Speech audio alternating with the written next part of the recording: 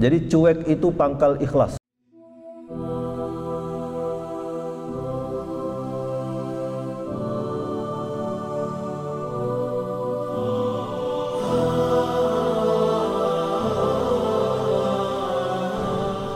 Assalamualaikum warahmatullahi wabarakatuh.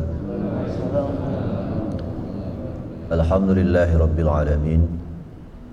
Nahmaduhu wa nasta'inuhu wa nastaghfiruh. Wa na'udzu billahi min syururi anfusina wa min sayyiati a'malina. May yahdihillahu fala mudilla lahu wa may yudlilhu fala hadiya lahu. Allahumma shalli wa sallim wa barik wa karim wa syarif wa 'azim ala sayyidina wa maulana Muhammadin wa ala alihi wa ashabihi ajma'in. Bapak-bapak, ibu-ibu, jemaah subuh yang dirahmati Allah Subhanahu wa taala. Kita bersyukur kepada Allah pagi ini kembali sama-sama dapat melaksanakan amaliyah subuh kita berjamaah di Masjid Jami' Mardatillah At-Tariq Mardatillah dalam keadaan sehat walafiat. Tentu ini adalah anugerah Allah yang harus kita syukuri. Kita masih akan menyampaikan sehubungan tema hadis kita yang pertama dulu ya. Namun kita hubungkan dengan suasana kita saat ini di bulan Rajab dan Sya'ban. Bulan Rajab dan Sya'ban itu bulan pemanasan ya, sebelum nanti kita masuk kepada puncak dari ibadah kita yang luar biasa, ibadah puasa. Oleh karena itu ada sebuah tulisan yang judulnya itu Aura Ramadan di bulan Rajab dan Sya'ban. Apa artinya itu? Memang suasana Ramadan itu sudah mulai terasa sejak bulan Rajab dan Sya'ban. Nah, salah satu peristiwa yang sering kita peringati itu kan Isra Mi'raj ya, terjadi pada tanggal 27 Rajab. Tapi saya tidak akan membahas tentang apa itu Isra Mi'raj ya. Saya ingin hanya menyampaikan satu periode proses perjalanan itu dalam sejarah itu ya. Nabi itu kan pernah dibelah perutnya, pernah dibelah dadanya. Nah, hadisnya itu menyebutkan dibelah dada. Cuman agak berlawanan dengan teori kedokteran. Di dalam dada itu kan ada dua, cuman ada jantung sama paru. Nah, kalau hati itu ada di perut. Nah, tapi begini, dalam memahami hadis belah dada itu tidak baca kita pahami seperti orang yang seorang dokter yang mengoperasi gitu ya, dibelah. Tapi wujuduhu itu wallahu a'lam seperti apa prosesnya. Tapi hadisnya sahih. Nabi itu 2 kali pernah dibelah dadanya. Peristiwa dibelah dada yang pertama itu terjadi ketika beliau usia balita, sekitar 4-5 tahun. Jadi lagi main-main ya. Itu tiba-tiba ada 2 orang laki-laki, padahal itu malaikat, ngangkat tubuhnya, ditaruh di belakang bukit, lalu dibelah. Disaksikan oleh teman-temannya. Cuman karena teman-temannya itu juga masih balita, ya tidak bisa bercerita banyak. Itu Muhammad tadi ada diambil 2 orang laki-laki, terus dibaringkan lalu dibelah dadanya itu. Kemudian begitu sigapnya, setelah belah dada ditutup lagi terus dilepaskan. Ya tidak percaya orang tuanya tuh ya. Namanya juga anak-anak usia balita. Kemudian peristiwa yang kedua, nah itu menjelang Isra Mi'raj. Menjelang Isra Mi'raj, Nabi dalam keadaan sedih. Kenapa sedih? Yang pertama, pamannya Abu Thalib meninggal. Yang kedua, istrinya Khadijah meninggal. Jadi dalam suasana yang sangat-sangat berduka, beliau menyendiri di sudut Ka'bah ya, dalam suasana yang sangat sedih itu, mengharapkan segera datang pertolongan Allah, karena agama waktu itu betul-betul sangat terjepit, sangat mencekam suasana kota Makkah. Umat Islam, ya, dakwahnya itu belum bisa bergerak secara lebar, secara luas. Akhirnya apa yang terjadi ketika Rasulullah berada di pinggiran Ka'bah itu sambil mengucapkan mata Nasrullah, kapan Allah akan turunkan bantuan, Nah, pada saat itulah jadi dua malaikat mengangkat Rasulullah itu ke belakang, agak menjauh dari Ka'bah itu, lalu dibelah. Itu hadisnya sahih, ya, dibelah dadanya. Nah, banyak penafsiran di situ, ya, banyak syarah hadis di situ. Nah, lalu apa yang ingin kita bahas di sini? Ya, dari proses pembelahan itu.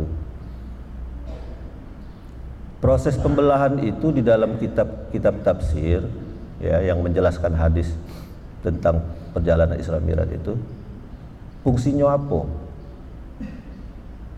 Ya, fungsi yang pertama itu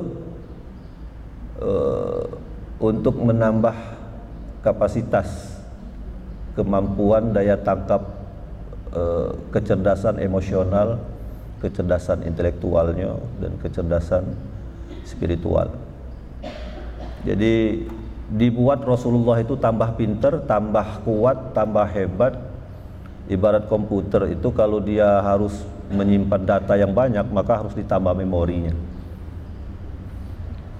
Karena perjalanan Isra Mi'raj itu kan perjalanan yang luar biasa, tidak bisa dijalani oleh manusia yang biasa.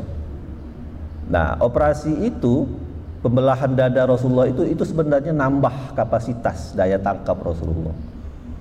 Karena yang akan dijalani oleh Rasul dalam Isra Mi'raj itu dua alam. Alam syahadah, alam dunia ini, dan alam gaib.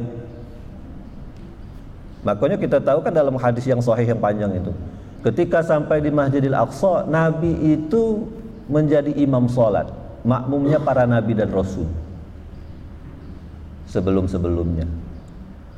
Itu Nabi itu berada di antara dua alam. Alam syahadahnya, alam nyatanya itu di Masjidil Aqsa, tapi makmumnya itu adalah para aulia, para anbiya, para rasul yang sudah wafat. Itu alam gaib. Ya, nanti naik ke perangkat ketua, ketiga, keempat sampai ketujuh, ketemu dengan nabi-nabi. Nah, itu alam gaib semuanya. Sementara nabi itu masih ada di alam syahadah. Nah, ini sebenarnya di dalam kitabnya Ibnu Qayyim al-Jauziyah, ya, ternyata alam gaib itu yang nanti juga akan dialami oleh kita semua pada alam barzakh, itu sebenarnya di dekat kita sinilah. Jadi alam barzakh itu di dekat kita sinilah,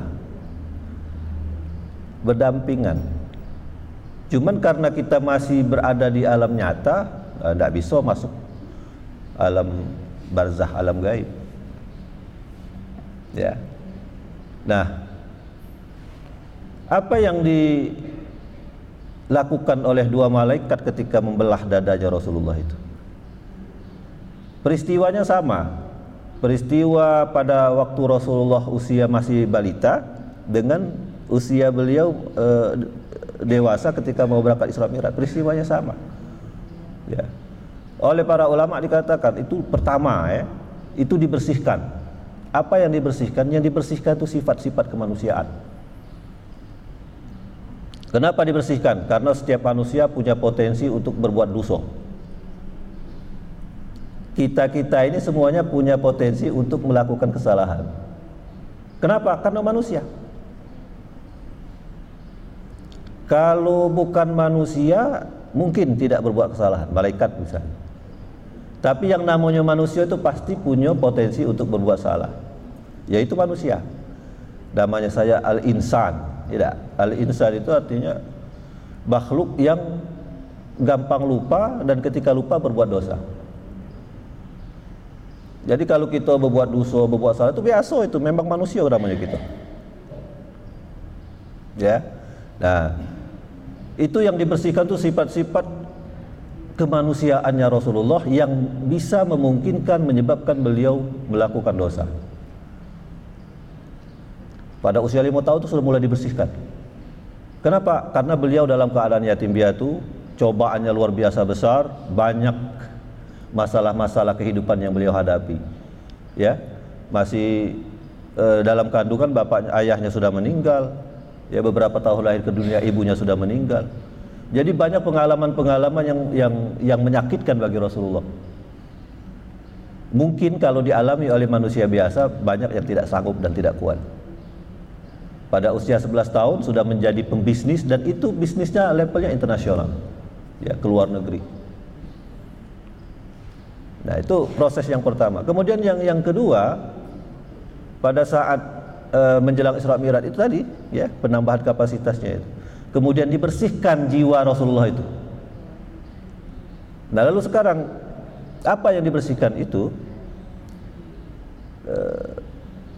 Sifat-sifat potensi kemanusiaannya dibuang, lalu dimasukkan sifat-sifat mulia. Ya, sifat-sifat mulia yang menjadikan beliau itu mampu, ya, menjadi Al-Quran berjalan kalau istilah kita itu. Aisyah itu kan pernah ditanya, bagaimana akhlaknya Rasulullah itu? Aisyah mengatakan, kana khuluquhul Quran. Ya, kalau kamu mau melihat Al-Quran berjalan, lihatlah Rasulullah. Apapun yang Rasulullah lakukan, apapun yang Rasulullah katakan, apapun kebijakan yang beliau berikan, itu tidak pernah keluar dari Al-Quran. Ya, itulah innaka la'ala khuluqin azim. Ya, bahwa Rasulullah itu adalah contoh teladan yang mulia, yang mencerminkan keseluruhan Al-Quran itu ada pada Rasulullah.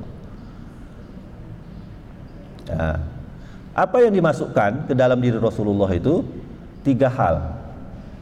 Ya, mungkin dia tidak bisa kita secara detail, ya, bahas. 3 hal itu apa? 3 hal itu adalah 3 unsur yang sangat menentukan kebahagiaan hidup manusia. Para pakar ilmu jiwa mengatakan bahwa sebagian besar penyakit fisik yang dialami manusia, ya, itu justru disebabkan oleh penyakit psikis.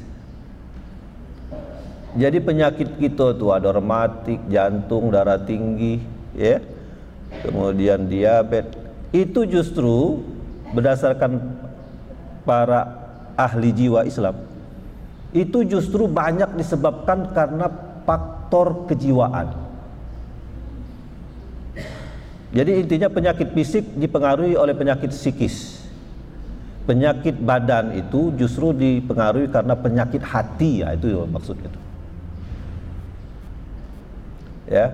Nah, fi qulubihim maradun, ya. Semua manusia itu punya penyakit dalam hatinya tuh. Nah, tinggal lagi bagaimana seseorang bisa mengendalikan potensi penyakit hati itu sehingga tidak berkembang biak. Kalau sudah berkembang biak itu bisa menjadi penyakit fisik. Ya. Nah, penyakit hati inilah kemudian yang menyebabkan munculnya berbagai macam bentuk penyakit dalam tubuh kita secara fisik.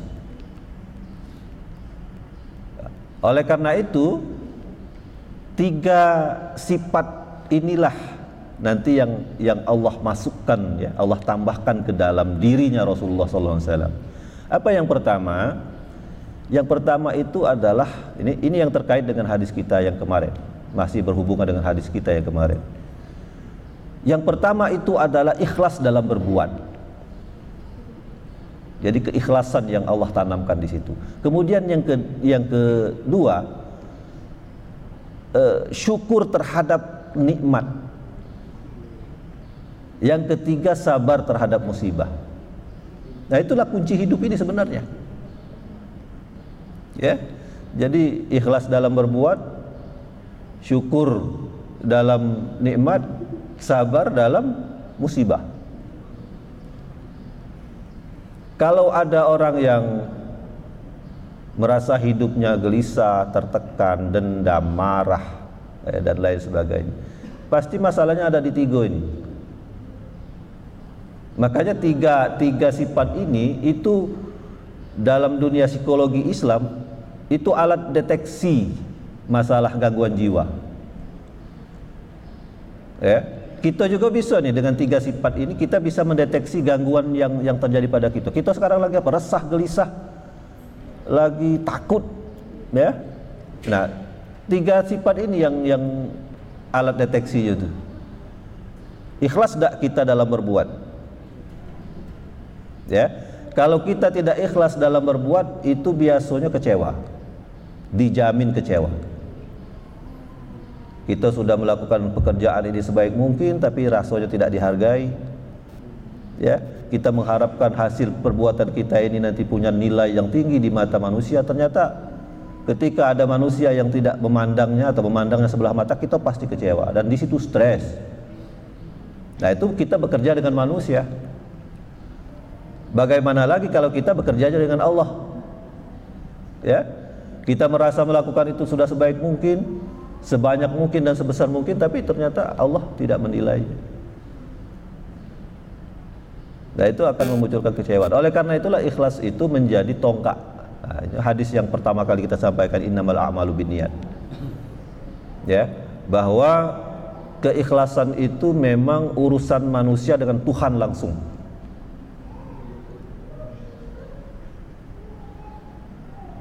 Malaikat, setan itu tidak sanggup menembus hati seseorang apakah orang ini ikhlas atau tidak. Auda'tuhu fi qalbi ibadi, aku titipkan ikhlas itu di dalam hati yang terkecil. Sirrun min asrari, rahasia dari rahasia-rahasia yang Allah masukkan ke dalam pusat hati seorang hamba, ya. La ya'lamuhul malaikah, malaikat tidak tahu, fayaktubuhu, sehingga dia tidak bisa catat. Wala yubsiduhu syaitan, wala ya'lamuhu syaitan fayubsiduh. Setan pun tidak bakal tahu orang itu ikhlas atau tidak, ya, sehingga dia tidak bisa merusaknya.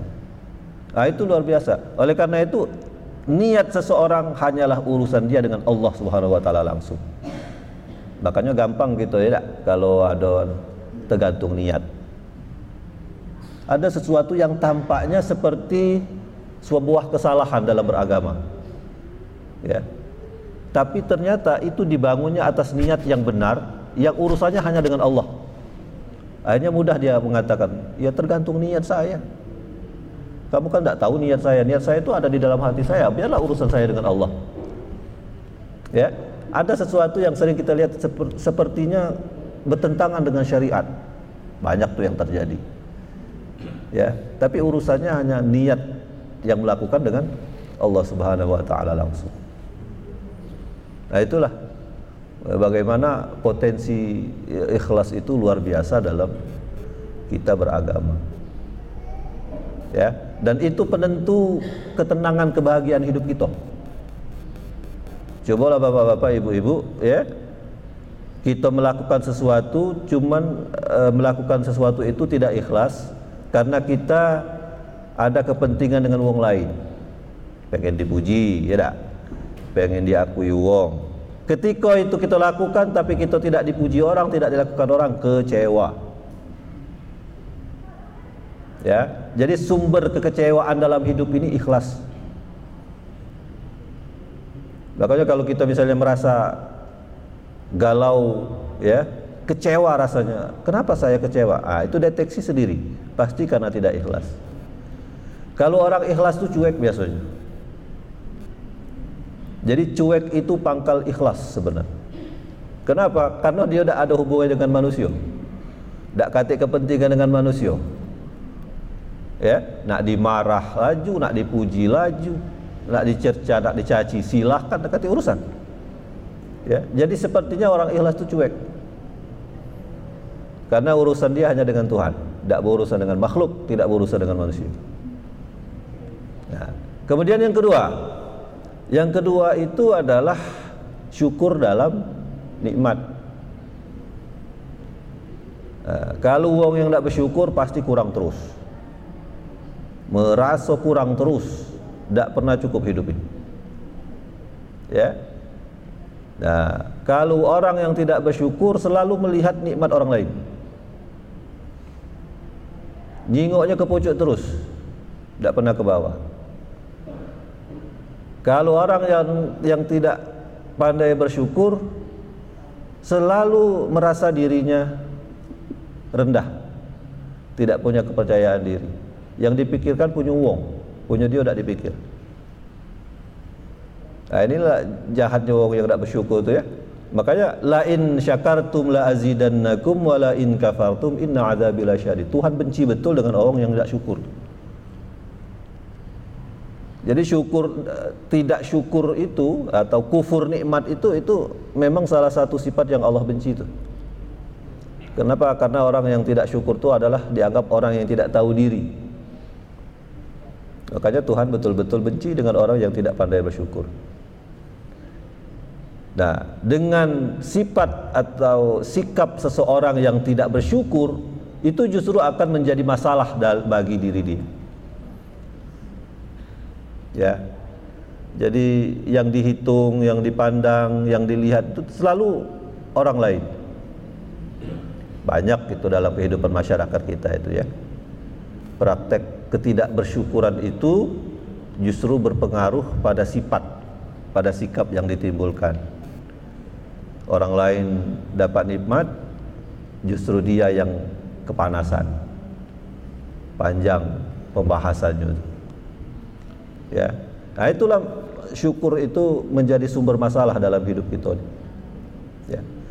Nah, kalau orang yang bersyukur ya gampang melihat menilai sesuatu yang sangat-sangat berharga pada dirinya ya, dan mensyukuri itu sebagai bagian dari anugerah Allah Subhanahu wa taala, sudah tidak akan banyak masalah dalam hidup. Banyak masalah kita dalam hidup itu karena kita tidak bisa menghargai apa yang ada pada diri kita.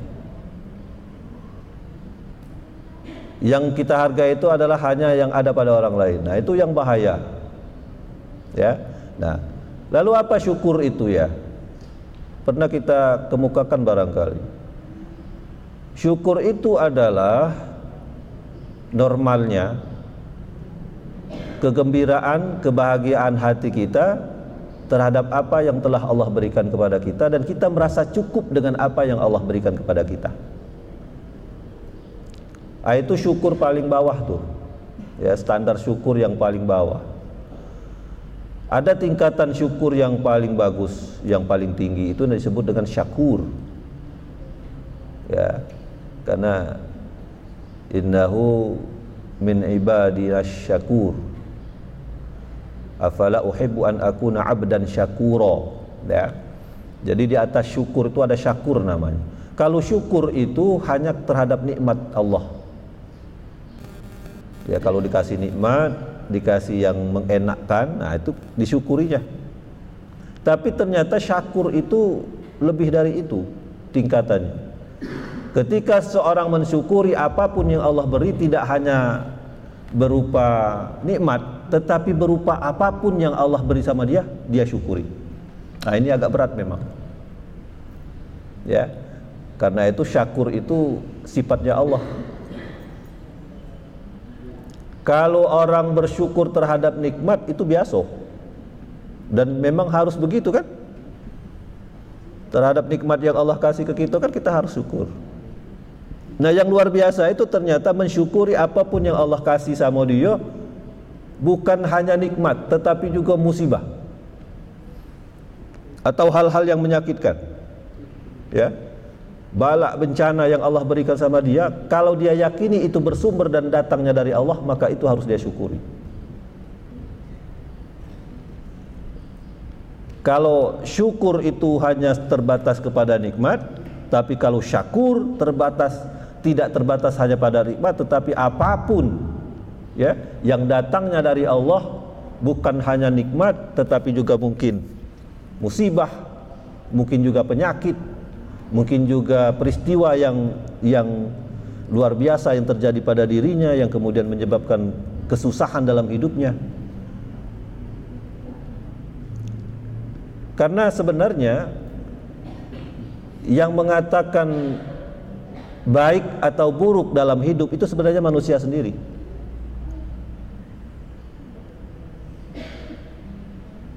Yang menyebut ini baik, ini buruk, itu sebenarnya klaim ciptaan manusia dalam pikirannya. Ya kita mengatakan misalnya ini lagi musim penghujan itu kurang enak, tidak baik penghujan itu, yang bagus itu panas sehingga aktivitas bisa dilakukan, tidak terhalang. Jadi mana yang bagus, yang mana? Hujan apa panas? Ada yang mengatakan hujan yang tidak baik, yang kurang bagus. Ada yang mengatakan panas yang kurang bagus. Nah itulah klaim yang diciptakan oleh manusia tentang baik dan buruk. Padahal sebenarnya segala sesuatu yang datang dari Tuhan itu pasti baik. Nah terhadap musibah juga begitu. Kemalingan, kebakaran, itu pasti manusia mengatakannya tidak baik, itu pasti musibah. Tapi dalam perspektif pandangan Tuhan, musibah itu justru baik untuk kau.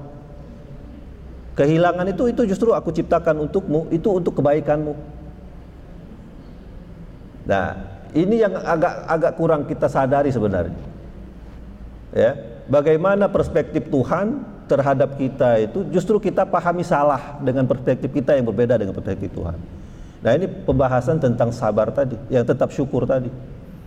Makanya misalnya kita ada Tuhan itu sepertinya tidak adil di dunia ini terhadap umatnya ini. Ada yang miskin, ya, tidak diberi kemampuan untuk mengangkat derajat harkat ekonominya, ya.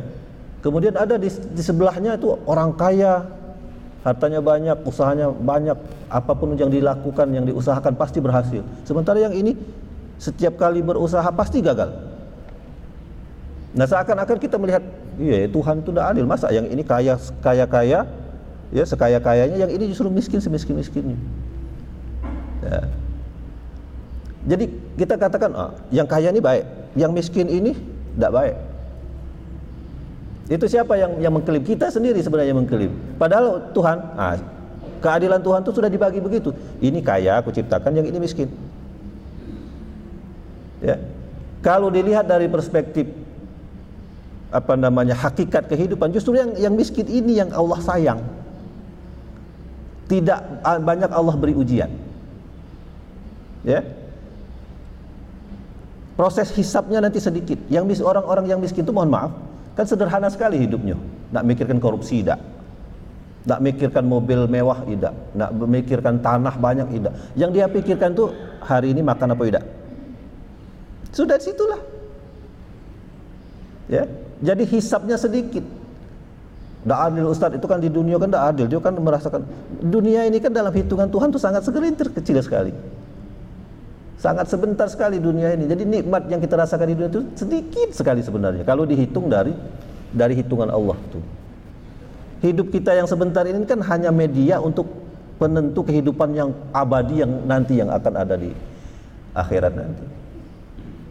Jadi ketidakadilan itu justru kita yang mengklaim. Ada mohon maaf orang yang dilahirkan dalam keadaan cacat. Ya.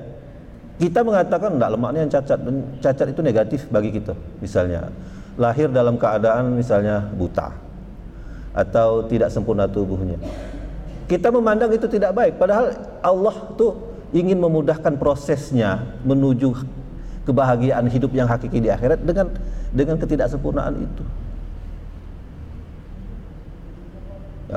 Rasulullah dibelah dadanya itu kan karena tubuh kita ini hanya cangkang. Ya. Tubuh kita ini hanya cangkang, ada yang belaga, ada yang ganteng, ada yang cantik. Itu cangkang, bukan itu hakikat hidup kita. Hakikat hidup kita itu ada yang ada di dalamnya, itu substansi ruh, itu yang dinilai Tuhan. Ya. Jasad kita tidak abadi, yang abadi itu ruh. Makanya ruh ini pindah-pindah, pertama dari alam arwah, pindah lagi ke alam rahim, pindah lagi ke alam syahadah, dikasih tubuh, dipinjemi tubuh kita nih. Tubuh kita ini pinjaman, dikasih pinjam. Kau dikasih tubuh yang putih besar tinggi, kau dikasih tubuh yang hitam kecil, kau dikasih tubuh yang tinggi panjang kurus. Dipinjami, ya, untuk sangkar ruh kita ini. Nanti jasad kita yang dipinjami itu, ya, yang kita pakai sekarang ini, itu hancur. Karena dia tercipta dari tanah, nanti hancur jadi tanah lagi. Yang abadi ruh tadi. Ruh pindah ke alam barzah. Setelah alam barzah nanti nunggu di situ, pindah lagi ke puncak alam akhirat ketika yaumul ba'tsi wa nusyur, hari kebangkitan. Nah, itulah substansi kita ini sebenarnya. Jadi wajah kita yang tak sama ini, yang beda-beda ini, substansinya ada di dalam ruh kita. Ya. Ini bagaimana konsep syukur kita itu yang sebenarnya, ya. Karena kita tuh sering mengklaim, ini tidak bagus, ini negatif, ini positif. Itu klaim kita sendiri.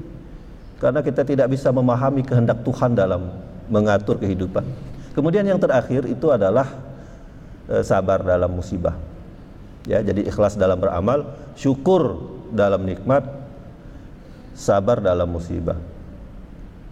Nah, itu sabar dengan syukur tuh tipis sekali bedanya. Ya, syukur dan sabar itu dalam kajian tarekat tasawuf itu tipis sekali. Kenapa? Puncak dari sabar itu adalah ketika dia mampu mensyukuri musibah. Puncak dari syukur tadi adalah justru mensyukuri musibah. Nah, jadi saling keterkaitan antara syukur dan sabar ini. Cuman bagi kita yang secara tegas memisahkan antara nikmat dan nikmah, ya, antara musibah dengan nikmat, itu jauh bedanya antara syukur dengan sabar. Padahal hakikatnya sabar dan syukur itu dua hal yang sama-sama berhubungan dengan apa yang Allah beri kepada kita. Ya, jadi sabar itu adalah ketika seseorang menyamakan, ya, memandang sama antara nikmat dan azab, antara nikmat dan musibah sebagai anugerah yang bersumber dari Allah yang harus disyukur. Karena apapun yang datang dari Allah itu pasti baik. Manusia itu pandangannya lemah, tidak mampu mengungkap rahasia keinginan dan kehendak Allah yang ada di balik itu. Ya, oleh karena itu peristiwa dibelahnya dada Rasulullah itu sebenarnya itu adalah dalam rangka itu.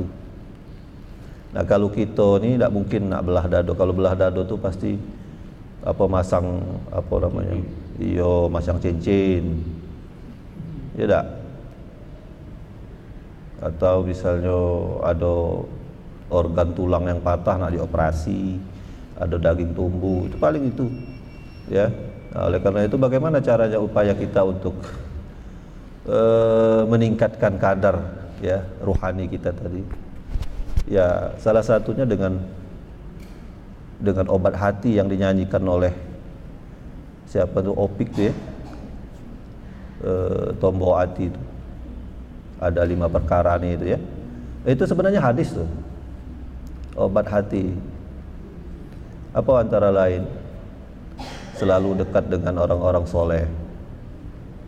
Ya, dekat dengan orang soleh itu media kita untuk mengecas. Kalau HP itu dicas. Makanya ibu-ibu yang hadir, ya,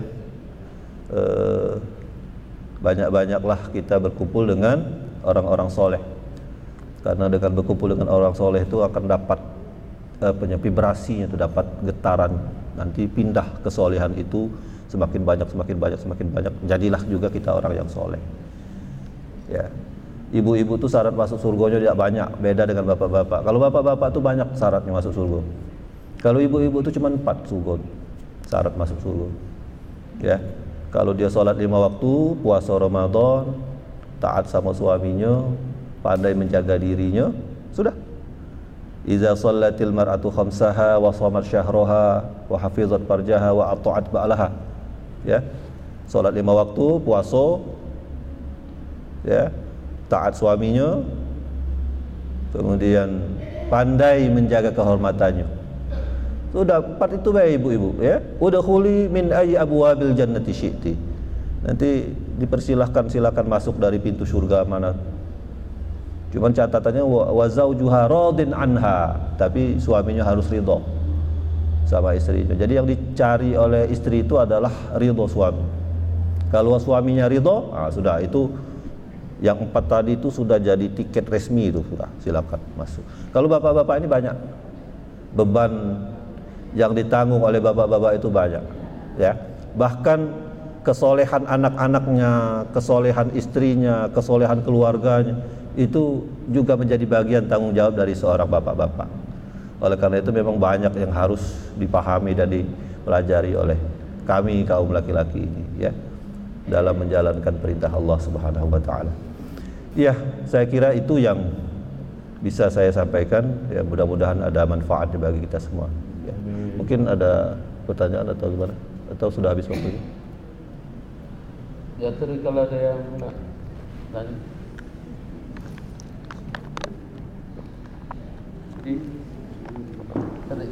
Nanti kita langsung tutup ya. A'udzubillahi minasyaitonirrajim. Bismillahirrahmanirrahim. Alhamdulillahirabbil alamin wassalatu wassalamu ala asyrofil mursalin sayyidina wa maulana Muhammadin wa ala alihi wa sahbihi ajma'in. Rabbana shrah lana sudurana wa yassir lana umurana wa hlul 'uqdatam min lisanina yafqahu aqwalana. Allahumma ij'alna min ahli al-khairi wal birri wa la taj'alna min ahli syarri wad dhair. Allahumma ij'alna min ahli al-Qur'an alladzina hum ahluka wa khassatuka bi rahmatika ya rabbal alamin. Allahumma inna nas'aluka 'ilman nafi'a wa rizqan wasi'a wa 'amalan salihan mutaqabbala. Wa sallallahu ala sayyidina wa maulana Muhammad wa ala alihi wa sahbihi ajma'in walhamdulillahirabbil alamin. Demikian Bapak Ibu, mohon maaf kalau ada yang salah-salah. Terima kasih atas segala perhatian.